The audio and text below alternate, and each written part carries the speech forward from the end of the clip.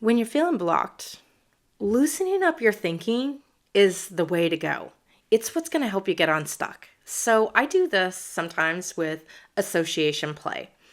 And so, like, if you've ever played the game telephone where, one person has a message and they tell the next person, and that person tells the next person, and that person tells the next person, and eventually it gets down the telephone line, and the message is not even remotely close to what the original was. Or think of, word association. So, like, if I say black, you might say night, and if I say night, you might say day, and day, you might say sun, moon, man, etc.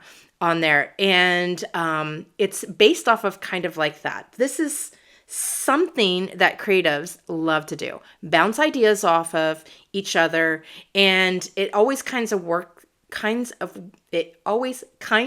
works out like association play, like word association. And even if you don't work with creatives, you can still do this. So just because it's a practice that creatives do doesn't mean that you can't do it even for non-creative things. So I've, most of my professional career, I have worked in teams with other creatives.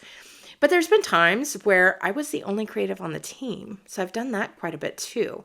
And so it was something that I always brought to the table to help us to get unstuck from whatever the problem is, because there's always a problem, right? At work, there's always some kind of problem that you got to deal with. But I would also use it in the classroom with my students. So sometimes they are charged with coming up with a solution to a problem, and they might get stuck and not be able to see the way forward. And I didn't give them the answers because I was there to help them to learn how to think on their own, to come up with their own solutions.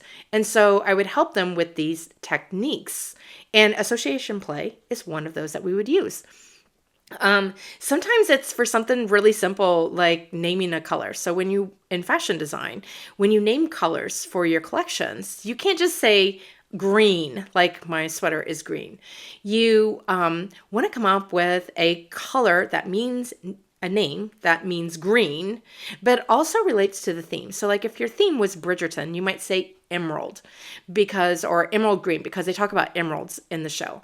But if my theme was nature walk, then I might say pine needles or pine green or forest green or something like that. You see where we're going? Like you would need different kinds of names for them.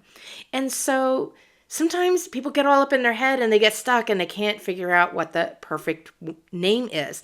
And a huge part of that is because they're trying to figure out all the problems or solve everything in their mind, where expressing it outwardly is really the goal. And so I found association play was a way to get everybody involved in it quite easily, and it'd be fun and it'd be humorous.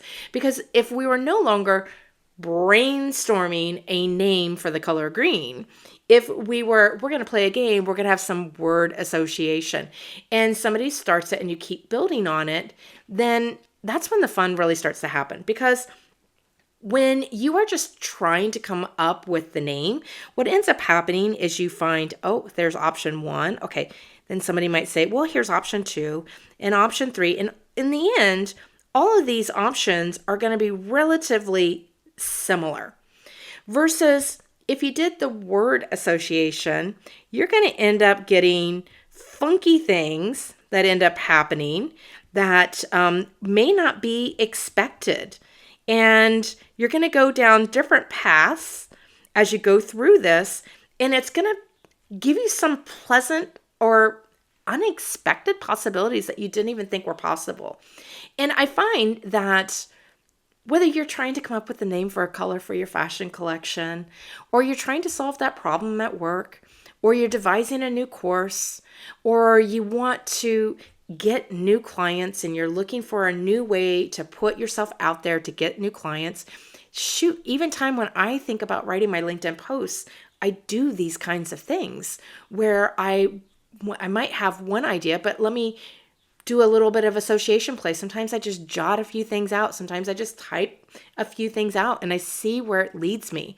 And because it's fun and then I'm not expecting results, that ultimately little surprising little bubbles will pop up and it's like, oh, that's it. I didn't even think about that. That's a good one. And so that's what you can do with association play.